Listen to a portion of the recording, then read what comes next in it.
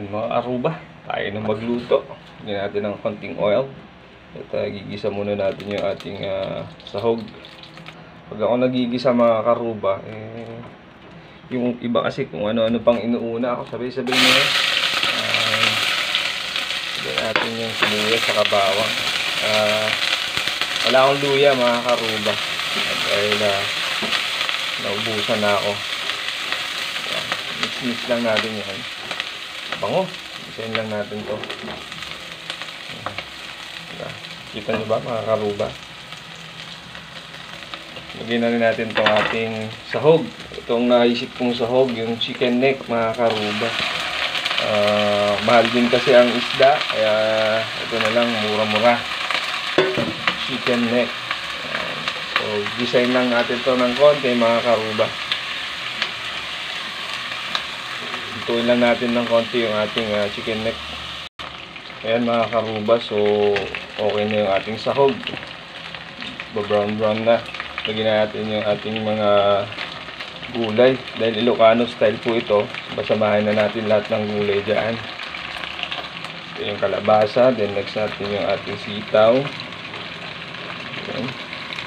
Hindi natin nahaluin ito mga karuba. Next natin yung sitaw, then next natin yung ating okra. Ayan. Lagyan natin yung ating talong mga karuba. Ayan, talong. Ayan. Lagyan natin yung sili mga karuba. Ayan, sili na green. Tapos syempre karuba. Ayan, lagyan natin ng ating pinakamasarap na pansahog. Ayan, ating bagoongs. Ayan.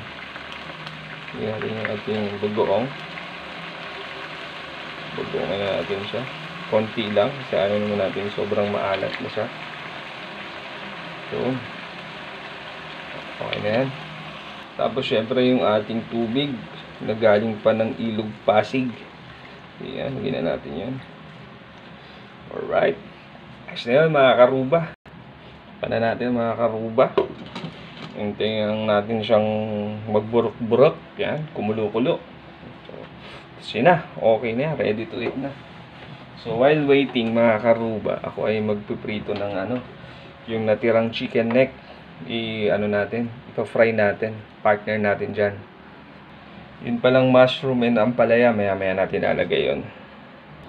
Yun mga karuba, so habang inaantay natin yung ating niluluto, kukuha na tayo ng yung alokbati. Tapos dito ko pala kinuha yung yung pansit-pansitan mga karuba. Yan yan, ito po yung pansit-pansitan. Yan, dyan po natin kinuha. Mayroon tayong sa paso ng ating kalamansi, sinama natin siya dyan. Kasi meron pa siya isa dito nakapaso din. Yan ito. Yan, so for the meantime, kuha muna tayo ng alokbati mga karuba.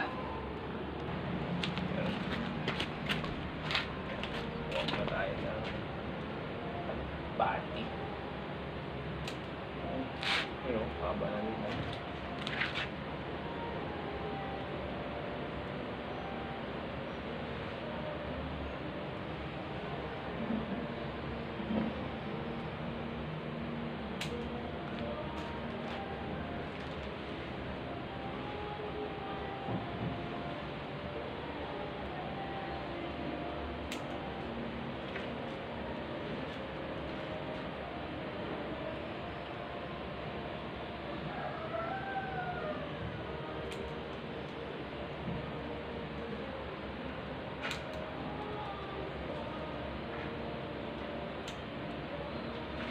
Karuba, salo natin to sa ating pinakbet.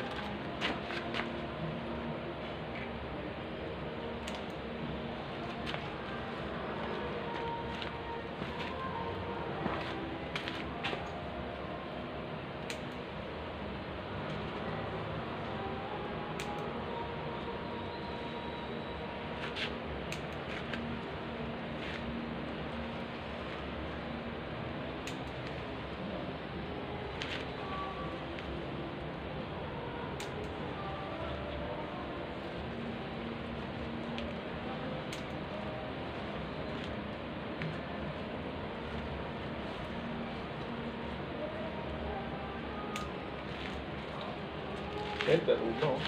Okay na to. Yan, ayos na yan mga karuba. Ito na yung ating alokbati. Yan mga karuba. Back to ano na tayo, kitchen. Ayan, kumukulo na yung ating luluto. So, it's time na. Ilagay na rin natin yung iba pang gulay. Yung mushroom, saka yung ating ampalaya. Tingnan natin yung ating mga mushrooms. Ito, mushrooms. Graded na naman itong ating pakbet, mga karuba. Pakbet with mushroom. Graded yan. Diba? You know, yummy. Yun. Patong na rin natin itong ating ampalaya, mga karuba. Ampalaya. Yummy yan mga karuba. Yummy pakbets. Ayan. So, yun o. Natin. Panghuli natin dyan yung ating kinuhang alokbati. Ayan. Check natin mga karuba. Sabay tikim na rin. Kung okay na yung lasa. Yun o. Diba?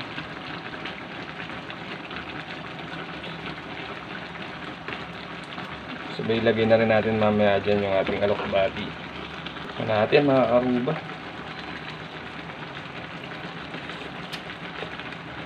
Oh wow, solid na.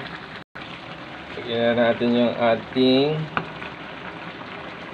alokbati. Ayan. Ito na siya. Yun. Loaded sa gulay mga karuba. Ayan.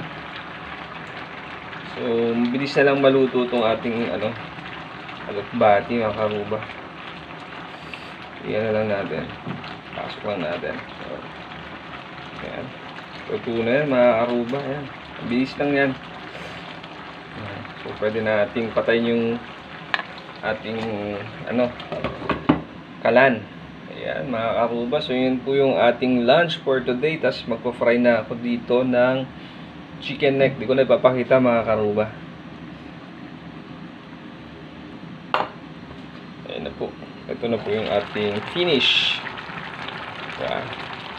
Na pakbet Ilocano style. Ayan.